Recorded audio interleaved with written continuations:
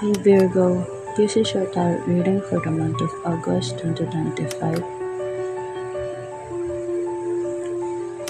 King of Wands, Page of Wands,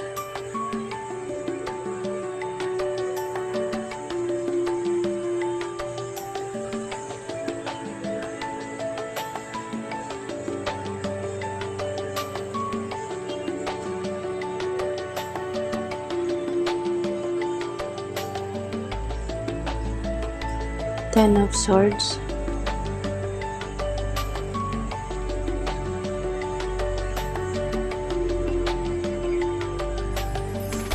King of Wands,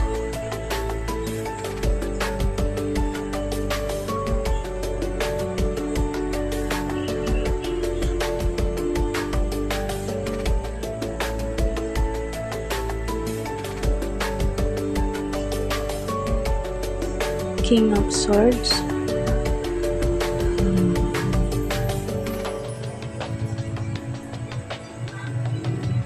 in reversed,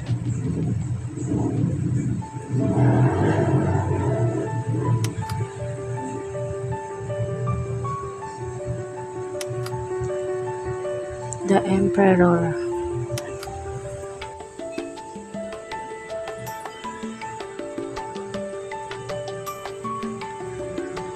Eight of Cups in reversed,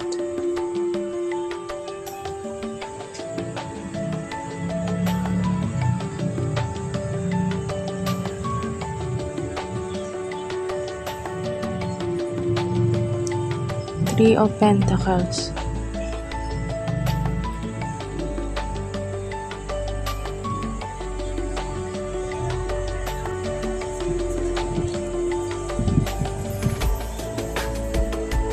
pinapaalala sa iyo ng Queen at King of Wands na ikaw ay may matatag at may kumpiyansa sa sarili. May kakayahan ka ring tuparin ang iyong mga ninanais at iguhit ang sarili mong kapalaran, kasabay ng pagbibigay sigla sa iba. Kaya't pinapayuhan kang magtiwala sa iyong sarili at sundin ang iyong mga intuition habang hinaharap mo ang mga hamon sa iyong buhay. Pinapayuhan ka rin ng Page of Wands na maging bukas ang isip at huwag matakot na subukan ang mga bagay na hindi mo pa nagagawa upang maisakatuparan ang iyong mga layunin.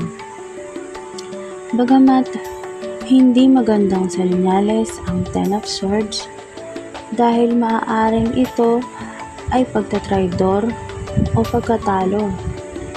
Pinapayuhan kang palayain ang mga masakit na nakaraan, tanggapin ang nangyari at sakapin ang pagkakataong magsimula muli. Ang King of Swords in reversed ay maaaring may makasalamuha kang taong mapaglinlang o may pagnanasang ikaw ay mapabagsak. Maging maingat sa mga taong maaaring gamitin ang iyong kahinaan para sa kanilang sariling kapakinabangan. Kaya't pinapayuhan ka ng card ng Emperor na magpalakas at magkontrol sa iyong buhay sa pamamagitan ng karunungan at determinasyon. Gayon din ang pagkakaroon ng disiplina at gumawa ng mga matalinong desisyon batay sa praktikal at makatwirang pamamaraan. Nagpapahiwatig naman na ikaw ay nakararamdam ng pagkakulong sa sitwasyon o relasyon na hindi mo kayang iwanan. Ayon sa Eight of Cups in reversed, pinapayuhan ka ng card na ito na bitawan ang mga pamilyar na nakasanayang kasiyahan.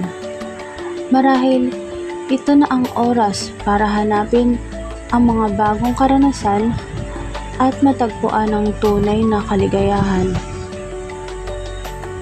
Huling mensahe sa iyo, pahalagahan ang mga taong nakapaligid sa iyo, lalo na ang mga taong laging nandyan para umalalay at tumulong.